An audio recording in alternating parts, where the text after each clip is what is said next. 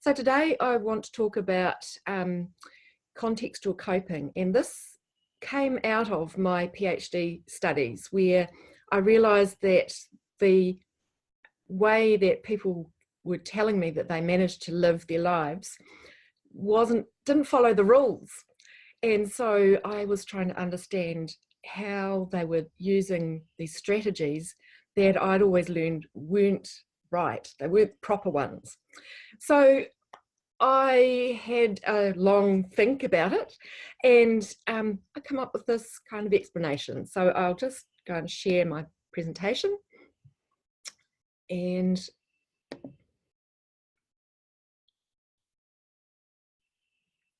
it's just thinking its way through. There we go.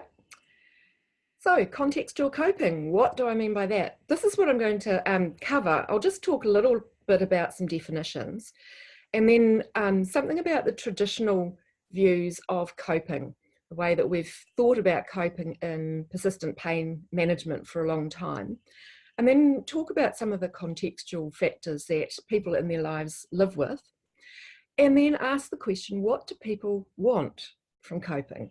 What are they after? What's the goal? Then what do you notice? Some context, and then we'll go through an example. Yeah, if you can ask questions all the way through, but I'll try and answer them at the end of the discussion, so that we can have a bit of interaction to see what we all think about what I'm proposing. So coping. This is the definition that Lazarus and Folkman came up with quite a long time ago, saying that it's a process. It's a process that occurs within a particular context or a time, or within a number of different contexts.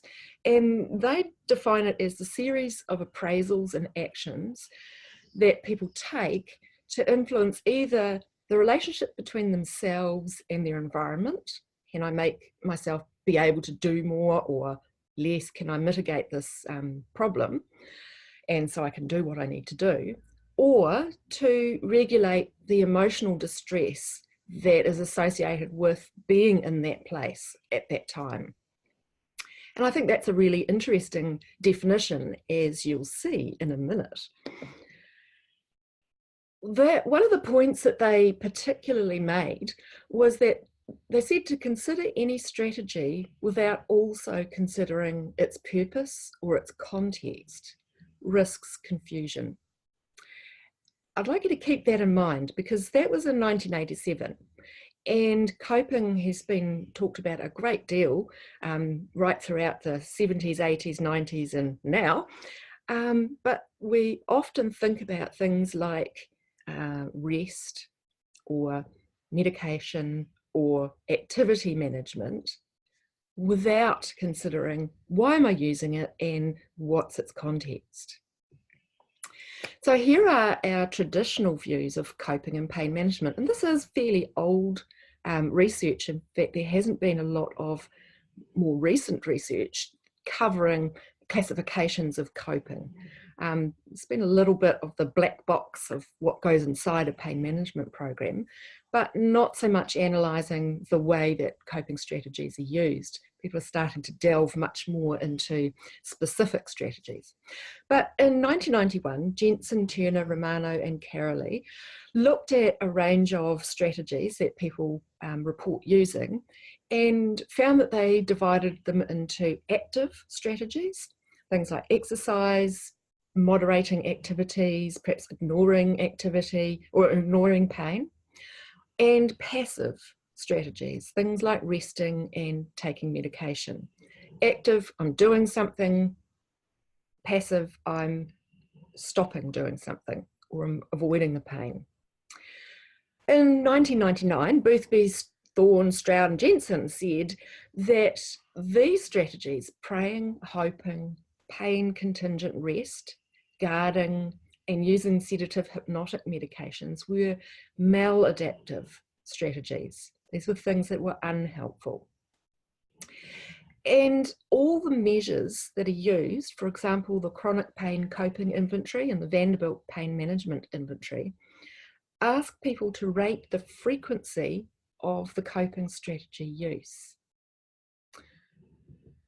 Here are some examples. This is pain coping strategies, the pain coping inventory. And these researchers said these are the sorts of things that people do, and they asked people to rate how often they use these. I pretend pain's not present, I pretend it doesn't concern my body, or I take a bath or shower, or I think of pleasant things or events. And they were able to separate these into these 5 different types of coping strategy. So pain transformation, distraction, reducing, sorry, I'm just going to move that little thumbnails, reducing demands on the self, retreating, worrying and resting. And they thought that these were not all helpful. And the original chronic pain coping inventory asks people to rate how often they're using these strategies over the last 7 days. So do they use them every day? Do they use them once a week? So imagining a calming or distracting image, made arrangements to see a friend or family member, got support from a friend. What's interesting about these is they don't ask when and where or why the strategies are being used. They just ask if they're being used. This is the sort of analysis that came up. They looked at 3 illness focused scales, which are about guarding, resting and asking for assistance. So this is using factor analysis. And they had 6 wellness focused scales: exercise, relaxation, task persistence, coping, and so on. And when they did the further analysis and they started to look at the relationships between things like disability, mood and such like, they found that the illness-focused strategies predicted more distress and more disability. And the wellness-focused strategies predicted less distress and more ability, so more doing. But as I say, these don't ask why is this person using the strategy, and they don't ask where, and they don't investigate the processes that people go through as they think about how am I going to deal with this situation.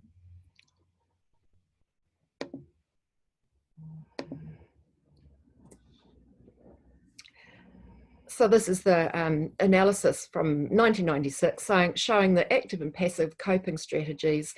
The validity of these 2 dimensions was supported because passive coping was related to distress and depression, and active coping was associated with more activity and not related to psychological distress. So why? Because in my PhD research, I looked at people who live well with pain, who are out there doing it.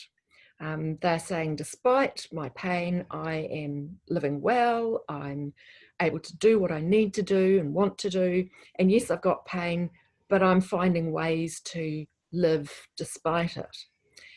And I thought at the beginning of my research that I would find that these guys were using all these positive, active coping strategies. I didn't. Instead, what I found was that they used all sorts of things, and it was a huge repertoire of strategies that they employed at different times. And so here are some of my thoughts about why we have this, these distinctions in relationships found in research versus the lived experience of people that I talk to in my research and people that I interact with online. So most of the research that has been carried out looking at coping strategies looks at people prior to treatment at a tertiary pain management service. In other words, these are people who have sought help, and often the measures have been taken before treatment, and then they'll do a follow-up measure. So they reflect people at a specific point in time and perhaps out of context. So when people are seeking treatment, They are usually at their most distressed. They may just be talking about how they are at that point of seeking treatment. So the population that are included in these kinds of studies are amongst the people who are looking for help. In other words, they're not living well. So they may not reflect what it is like in the longitudinal context of living with pain. The studies have never really asked, why are you using these strategies? What outcome do you expect from the strategies? And the measures don't look at context. Are you on holiday? Are you at work? Are you at home? Are you with people? Are you away from people? Is this at the beginning of an episode of pain? Is this during a flare-up? Or is this during everyday life? And none of the measures seem to be analysing the frequency of use over months or years. It's just a snapshot. And it's usually associated with receiving or having just received treatment. So I'm not sure that the research that shows that there's active and passive strategies necessarily maps onto everyday life. So when I think about coping contextually, I think about the things that we do as a parent. So when the baby's first born, we are doing all sorts of things to care for that child. We're feeding them, we're changing nappies, we're putting them down to sleep, we're picking them up and cuddling them. Then we get into toddler taming time, where we are stopping the child from having a tantrum on the floor in the middle of the supermarket, where we're locking cupboards up because the child can get into them, where we're constantly answering that question, but why mummy? And the sorts of things we do as a parent at that time is very different from what we did as a child. And then we come on to teenage years when we're saying, no, you cannot climb out your window to go party up with your friends. And no, you can't drink alcohol because you're only 12. And we're saying you've got to do your homework. And yes, there are rules. And then they grow up into adults. So the sorts of things that we do and are necessary and important activities of parenting are contextual. They differ depending on life stage and the purpose of what we're trying to achieve with this child that we've brought into the world. And I'd like to think about our pain problems as well. There's that time when people are at that initial diagnosis stage of, I don't know what's happening to me. This is new. This is unfamiliar. Maybe it's just an acute problem. Maybe it's something that's going to go away. In which case, for many of us, taking it quietly, maybe using things like medications, maybe resting, is absolutely normal, because that's what we do when we sprain an ankle or we break a leg. Then we move into the phase of getting the disease under control, of managing, if this is going to hang around, what do I need to do to manage it? What is it like for me? What is it? What is the impact on my daily life? And at that period, we're probably experimenting, trying out different activities, seeing about the impact of pain or the disease on what we do. And so the way that we go about doing that is probably quite different from when we were at our initial diagnosis, I'm not sure what's going on phase. And then we have this getting on to live life phase. And as researchers in persistent pain, we've not really looked at this group of people in the getting on to live life phase. Our attention has pretty much been taken up with, can we prevent people getting into this long-term disability? And can we help people cope really well to the extent that we think they ought to while they're in treatment? But we haven't really looked at, what does that look like 20 years on? Or as the person is now back at work and juggling parenting and things. So contextual coping means considering the purpose of whatever strategy we're using, the timing, when is it being used? Is it at the beginning of this trajectory with pain, or is it towards the end where people are, pretty competent at managing? What is it being used for? Is it to reduce pain, or to manage energy, or to engage in doing? Because each one of these things has slightly different ways of managing. We go back to the definition of coping. There's process coping and there's emotion focused. So problem focused coping is about, can I do what I want to do? And emotion focused coping is, can I feel better about what I'm doing? And I think perhaps we might do these in different ways as we go on to the real world of living without support or with less support from health professionals. So what do people want from coping? Good question. So pain intensity is often one of the reasons that people draw on a pain coping strategy. And it might be the focus for coping, especially when pain's really intense or when we're a bit afraid of what this might mean, and especially in the early stages of experiencing pain. Because at that point, we don't know how long it's going to go on for, and life needs to stop. And the sorts of things that people do are things like resting, some medications. We protect the body. We might use breathing techniques. We distract. We'll ask for help, and people will probably give it. And we might just manage our demands on ourselves in terms of how much activity we do. And then there's the maintaining participation in doing, which is where getting things done might be the focus for coping, either in the moment or over time. And these sorts of strategies might be things like, I'll change position while I'm working on the computer, or I will regulate how much I do at any particular time. I might plan and prioritize so that I can get the important things done and the less important things like vacuum cleaning not done, or somebody else can do them. Or I might choose to distract myself or ignore the pain because I want to get this thing done.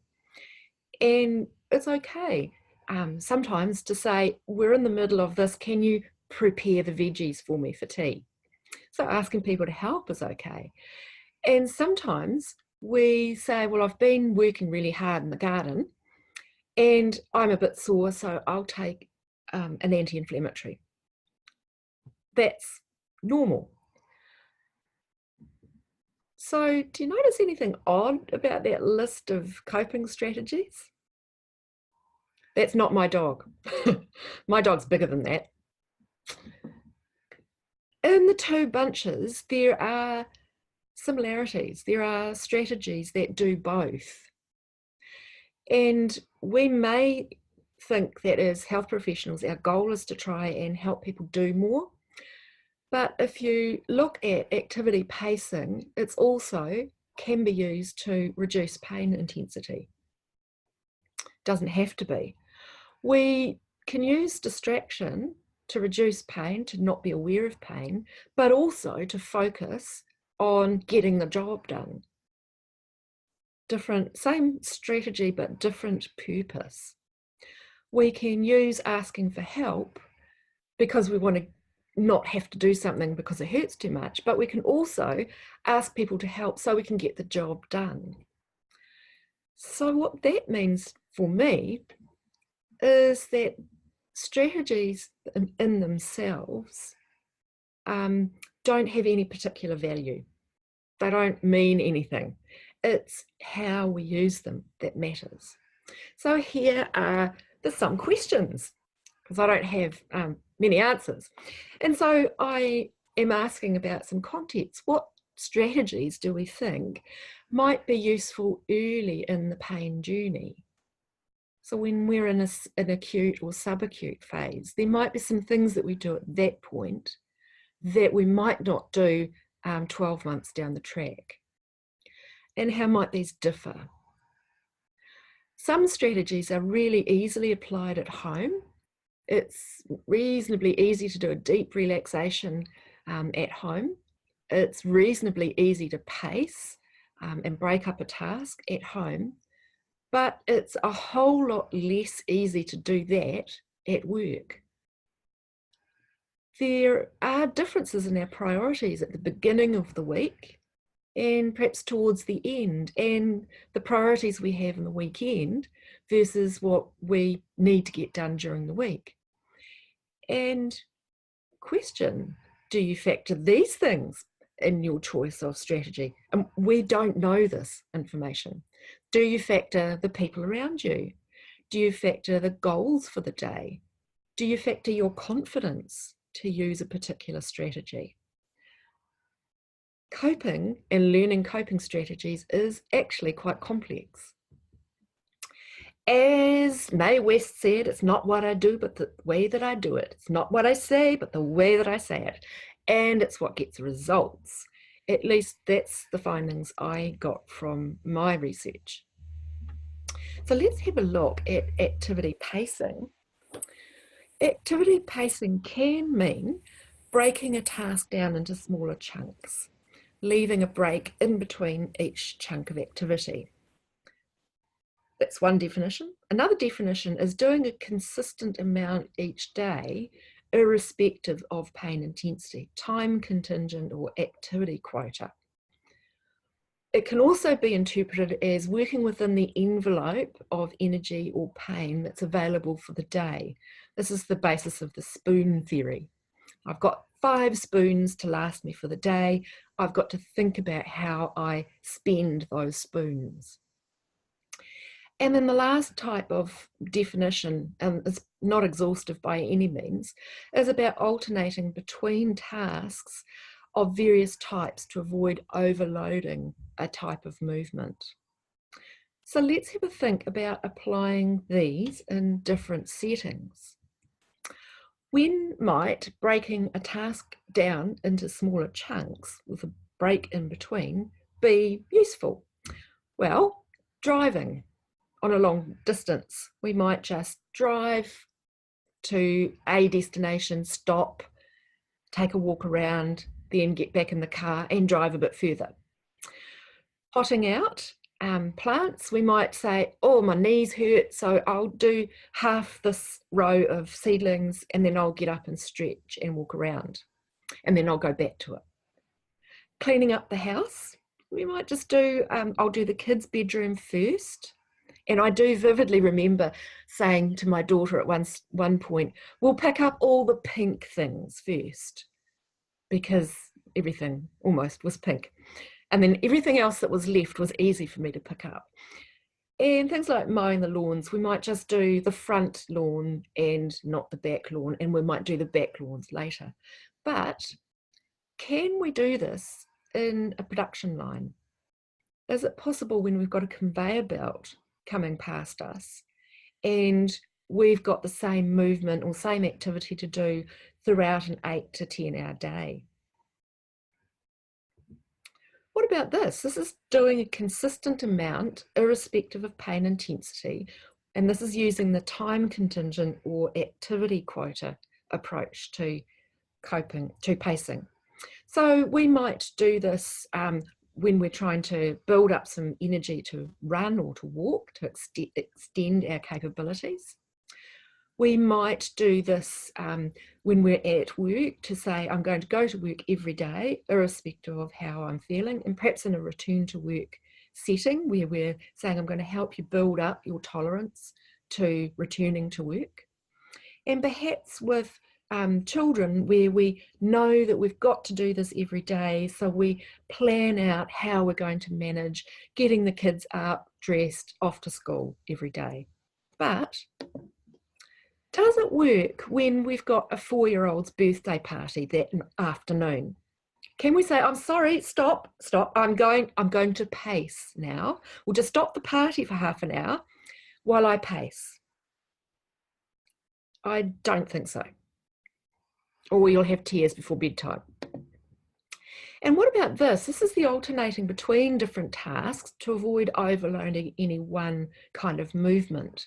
So in cooking, we might say, I'll stand up to do the things on the pots, and then I'll sit down to chop up the veggies. With pricking out the seedlings, I'm going to do some of the pricking out, and then I'm going to change to putting some soil into something else so that it's a bigger movement. Vacuuming, I'll do some vacuuming, and then I'll go on and I'll do some dusting. So we alternate to try and get things done.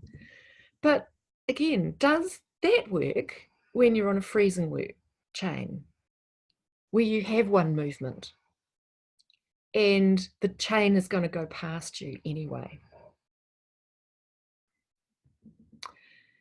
The point is, and I explain this to the people that I see in practice, that there is no one way to pace.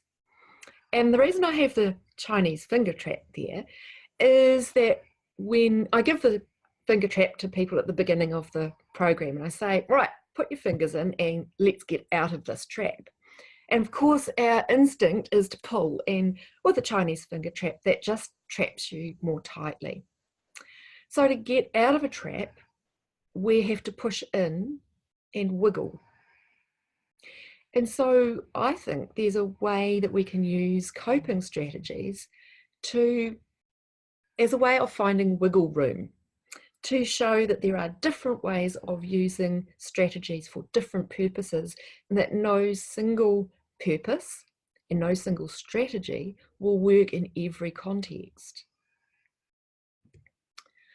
And so the flexibility in the context is crucial. So part of this are some questions that I like to ask people when we're working through strategies in clinic. So what ways can I use this principle in my daily life? For example, this pacing in a time contingent or quota way, how could I use that principle in my life so that instead of allowing pain to dictate, I'm working slightly underneath my flare-up capacity, but slightly over the I'm just going to stay within my energy envelope? In what ways can I use rest, for example, in my daily life? There are times in daily life when we all like to sit down and put our feet up. So the second question is, what's my goal?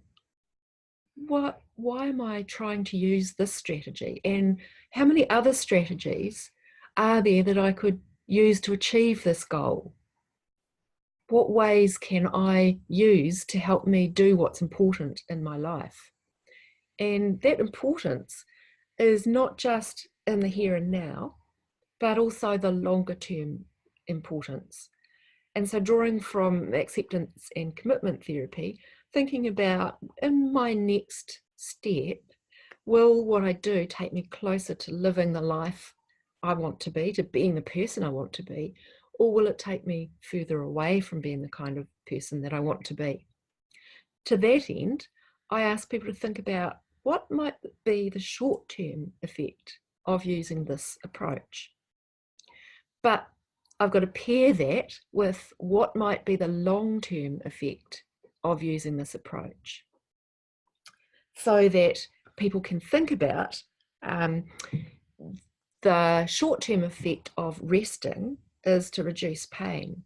But if I use rest a lot, how am I going to be able to get up and move? Especially if I have something like fibromyalgia, where sitting for a long time is not a great thing. So I might need to think not just about my short term, but my long term. If I had to, could I change the strategies? Are there a range of different ways that I can do this task or achieve this goal? And where is this approach workable? And where is it not so workable? So thinking particularly about pacing, it's one of my probably most vexed strategies. It's possible to use chunking, where you do little chunks at home. It's quite easy to do that because nobody's saying you've got to have this job out at 3:30. But it's a whole lot more difficult when you have got somebody saying, we've got to have the stuff done. And by the way, you're in a customer service role and people are going to come in at various times of the day, and you'll have a flood of people at lunchtime and nobody after lunchtime. So thinking about how we do and where we use the strategies, I think requires considering the workability. And again, that comes from ACT. So my thoughts about coping and the range of strategies is that perhaps we need to think of this as a smorgasbord. That it's not so much that we use the active strategies or the passive strategies, but that we have a flexible range of strategies that we can draw on at any point, and that we actively encourage decision making. Why am I using the strategy? What is the purpose? Where am I going with the strategy? How might this help me achieve what's important? If reducing pain intensity is important, and I want to balance that with not losing functional capability, then how could I balance these two? Can I rest in between my bouts of activity? So resting becomes important. Or can I use rest at the end of the day, like most of us do, get home, put our feet up just for half an hour? So it seems that it's not so much the properties of the coping strategy as much as the ability to know that you have plenty of choices. And that's our job as health professionals, is to say, how many different ways can we solve these problems? And the second principle is, can we pick up and use different strategies in a flexible manner? Are we stuck with the rules, thou shalt not boom and bust? Or are we okay to sometimes boom and bust, just as we do Christmas Eve and Christmas Day when we're running around trying to get everything done before the guests arrive, so that we can rest the rest of the day? Can we perhaps think about using our strategies, including exercise and including thought approaches like distraction, in a way that supports people to, moment by moment, choose things that help them feel that they can manage and boost self-efficacy? And for that matter, it's going to mean for us, we do a lot more work in helping the people that we're trying to help live better be aware of the choices. And to my mind, this means using mindfulness, and not that I'm going to sit here and become empty my mind of all thoughts, but thinking instead about stopping and pausing and taking a bird's eye view in the moment of the next best step. What is going to help me in the now to move closer to what I need to be and want to be in my life? And what will the effect be longer term? And what are the range of ways that I can manage this? Now, that's really hard for us as clinicians, because we are probably going to have to help people discover that they don't have a rule book to follow. And humans like to have simple rule books. So this is what you do when. I don't think life is like that. And I think that's why we see so many self-help books out there in the bookshops saying, do this and you'll be successful. And people follow them for about 5 minutes and then discover that we can't sustain them. A bit like a diet that consisted only of pizza. We can do that for a short while, but we can't do that all the time. And life is full of unexpected opportunities and challenges. So we do need to perhaps think about that when we're working with people who are living with pain, and help them understand that some strategies will be about reducing pain, and that's actually okay. But by the same token, not to be afraid of pain, that it's okay to do things that will sometimes increase pain if it's in the pursuit of what's important in life. And I think that might give us as clinicians the ability to work a bit more flexibly with people. We might start by asking people, what strategies do you currently use? If that person says, well, I use booming and busting all the time, then that's not probably going to be workable for long. And we can ask the person, what's good about booming and busting? And what's not so good? When does it not work? And what would it be like to have a choice? I spent Tuesday afternoon with a group of blokes, archetypal blokes, 2 scaffolders, a builder, a carpet layer, and a foreman. Now they're blokes, and you know, they work hard, mate. And they talked about the guilt that they felt when they were told that booming and busting was a really bad thing to do. Because to them, working really hard was what you do. That's how you work. That's what made them good and reliable workers. And instead of thinking about the times when we as clinicians use things like booming and busting, these guys had been almost shamed for using a strategy that had been really good for them through most of their working life.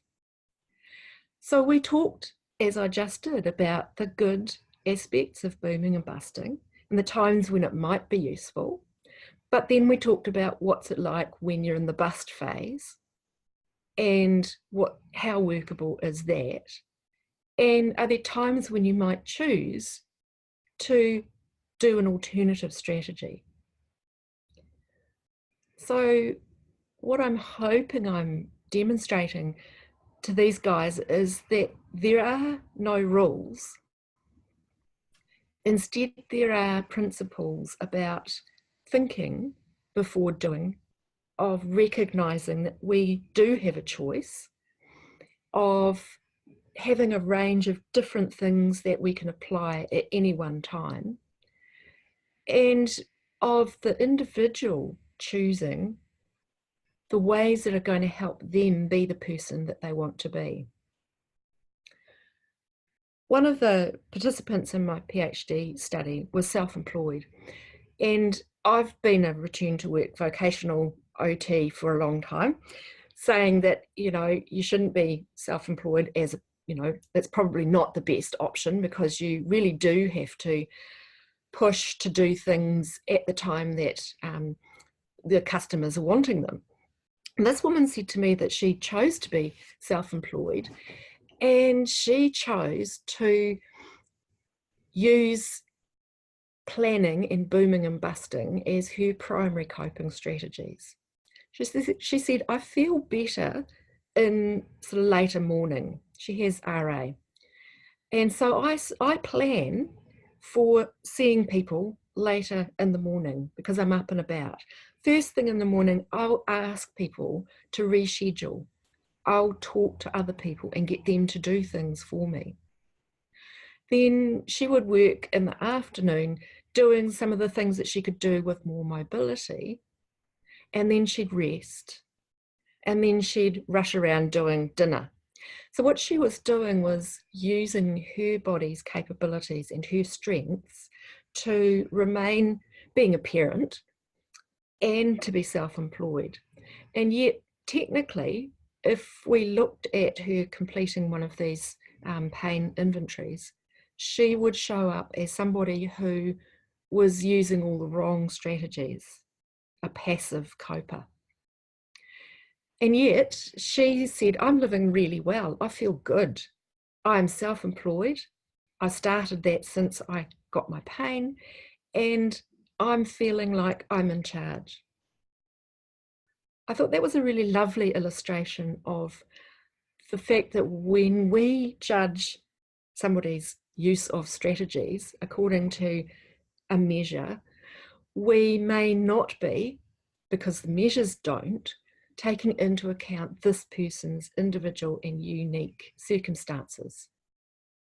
And we might not be factoring in their values, and we might not be factoring in their approach to life and perhaps the flexibility with which they choose to use these strategies. So I hope you're getting hungry looking at that lovely smorgasbord there.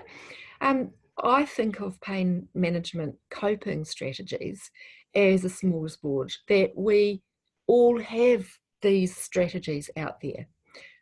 All of us use coping strategies in our daily life as clinicians. So why should we limit what we offer and what we discuss with the people that we work with? Can we help them become more flexible, to have more diversity in the strategies that people can employ? And can we encourage them to be able to choose? Because in the end, it's that person's life, not ours. And I believe I'll stop sharing, okay, and take questions.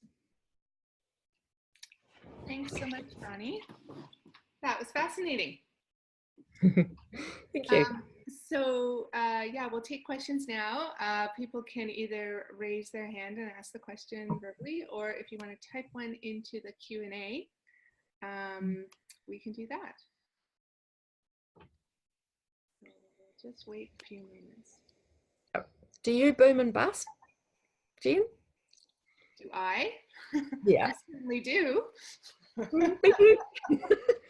And I get home and I put my feet up and I ask people to do things for me, like help me with making the bed, help me do the grocery shopping. I probably need to do more of that, asking for help. Yeah, it's hard. Yeah, terrific. So any questions? Oh, science. Incredibly clear and well put together presentation, and it could be that you know, more problems. Crystal clear, which is terrific. Yeah.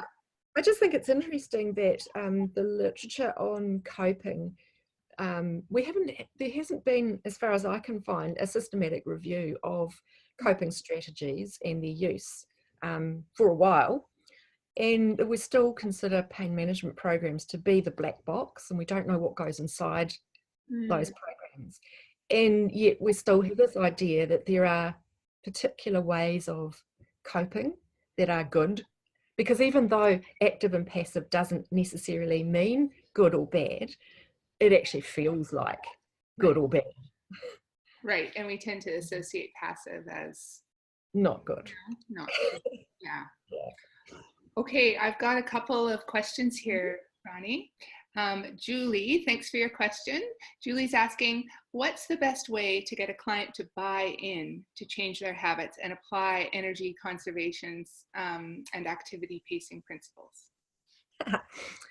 It depends a lot on whether this person's realised that what they're doing currently isn't working. So I like a phrase that one of the ACT greats, Stephen Hayes, suggests, which is creative hopelessness, which is kind of pointing out you've tried all of you've followed the rules, you've done what you're meant to do. Your mind has been solving problems all the time. And how well is that working for you? Do you find that you get fatigued when you didn't expect to? Is that interfering? So the way I do this is exactly the way I talked about with the blokes.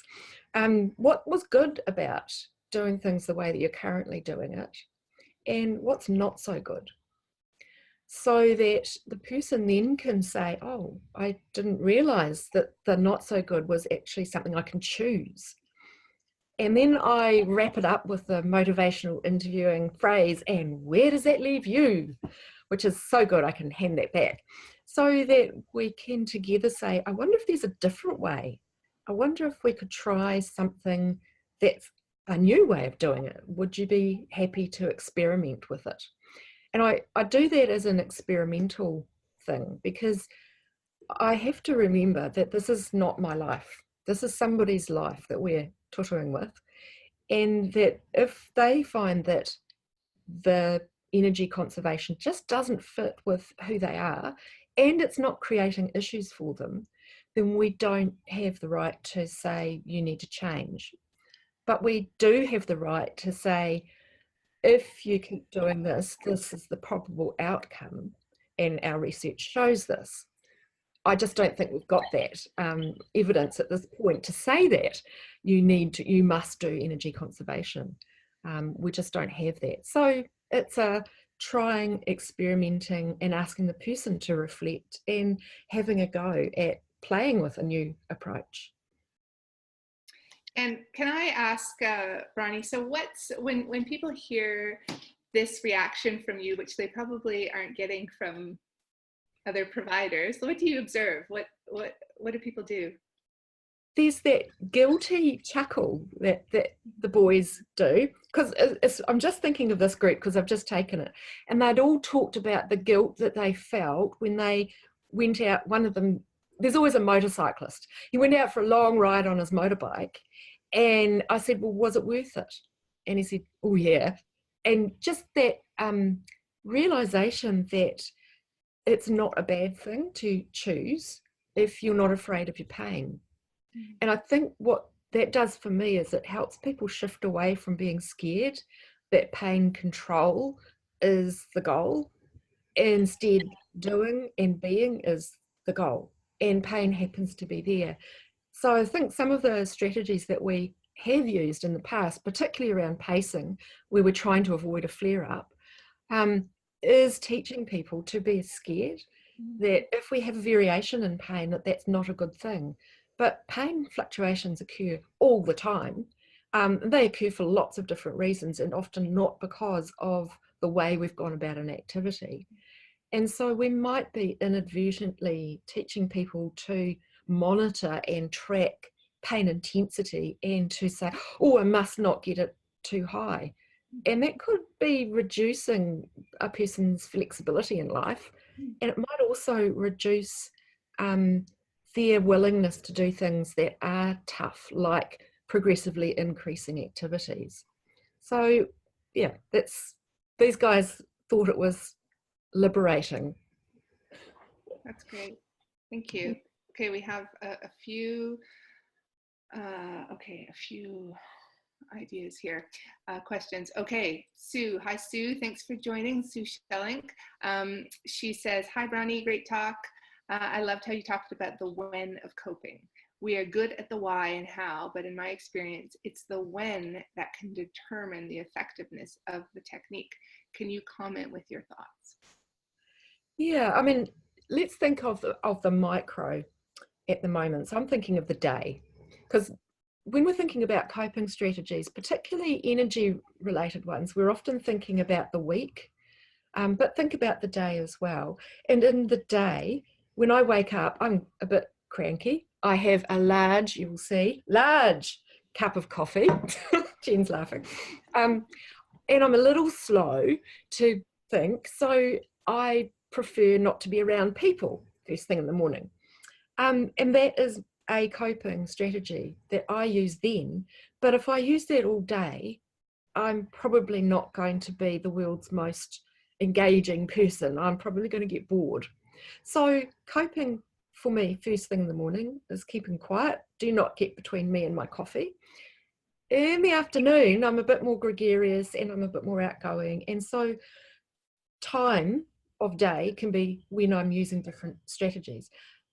End of the week, we're all getting a bit cranky and we're a bit tired, and it's been a long week, and we plan to have some time out over the weekend to relax, and so that's when we'll use different strategies. We'll go out and play, take the dog for a walk, do the gardening. These are all things that we do towards the end of the week because mentally we're probably feeling a little bit tired. That's a coping strategy. And then over the course of an episode of pain, particularly if it's persistent pain, what we use in the first day or so of ouch, my back is really sore, it's probably going to be different from what we use, say, 3 or 4 days down the track. Similarly with a sprained ankle, if you sprain your ankle, the first day you're not going to go for a marathon run. You're probably going to hobble about. But over time, you're going to increase what you do, and you're going to carry on grading up your level of activity. That's also a coping strategy. So it's about recognizing the different needs that we have over time, I think, so that people can, again, choose and revise and revisit, how am I managing today? I always remember that the person who has persistent pain started with a bout of acute pain, and it doesn't feel any different. It feels the same. So the strategies that worked when the person was in their acute pain phase, it doesn't often make sense to them to have to change because the pain's the same. So it's about helping people recognize that the pain is different, and this wasn't a bad strategy. It's just not workable all the time. And it's good to have variety. I hope that answers the question. That's great. Thank you, Bronnie. Okay, we've got a really great question from Andrew Coster. So Andrew is a long time and valued contributor to Pain BC, person living with pain. And he is asking, how can a patient ask for flexibility from their healthcare provider when the healthcare provider adheres to a very top-down, inflexible system? Oh, that's hard. Yes. I think one of the things that I find is that when, as a professional, we work with a person maybe for an hour in a week. The rest of the time, the person's on their own.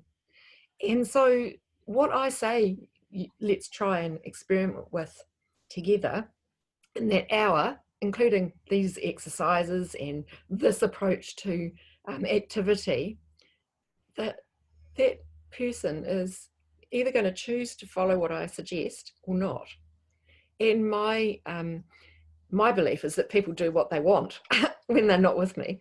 So I personally have found that it's a waste of my time to try and bully somebody into doing something. So flip that over. I'd be asking, how is this going to help me? What alternatives do I have? How else could I go about this? Would it be okay if I experimented with this? And if that person's not willing to be your flag waver, be your cheerleader or your coach and say, yes, do it, give it a go, I would be questioning whether that person's the right clinician for you. If you don't have choices, it makes it really much more difficult, but perhaps it is about listening to the workability. When is it good to use this strategy? When is it not good? And then making up your own mind as you go out the door. Because ultimately that's what you're going to do. And if you can help the professional recognize that people don't do what they don't want to do. They have to have a reason, and it's got to make sense, or else what's the point? So maybe having that conversation, which is hard to do, because you can feel really vulnerable as a person seeking help. And I wonder if that's where using advocacies, getting somebody to be with you can be helpful. Excuse me. Yeah, so yeah, that's my response, but open to other alternatives. Oh, I'm just wondering if you could model like a way of maybe asking your healthcare provider for some flexibility. So we've talked about pacing today, and you think that breaking up my activities is a good thing, that I can chunk it down and have a little break. But I can see that would be difficult at work. Can you suggest some different ways that I might be able to manage at work? That's one way of pushing the responsibility back. So we've talked about breaking up the activities. Would it be okay if I experimented with doing that for a day and then doing something different for the next day and report back to you about how it went? So I'm using that motivational interviewing approach. Would it be okay? Can I? And I'm saying I want to experiment because it's my life. So yeah, you've said this, here's a situation it doesn't work in. You've said this, I wonder if I could try something different and give you the feedback, so that you are turning it from a top down into a much more collaborative approach. Because to me, self-management and living well with persistent pain is all about collaborating with the health professionals. So you're, as a consumer, we are shopping to find people who can fill our needs. I think that's really important, so that we get that, we remember that as health professionals, we are not in charge, and that as people living with persistent pain, like you and I do, it's our lives and we have to be in the driving seat. And that might mean stepping into the scary zone of trying something out by ourselves and asking awkward questions like, why is that important? What does that mean for me? Why do I need to do that? That's very helpful. I hope, Andrew, I don't, if you want to comment on your thoughts on that answer, please do. Bronnie, I've got one more question, which is, if you wanted to, sort of related, I guess, if you wanted to give your provider some information about what you've just talked about, to sort of also, here's the evidence, and this might be new to you, right? What would you suggest?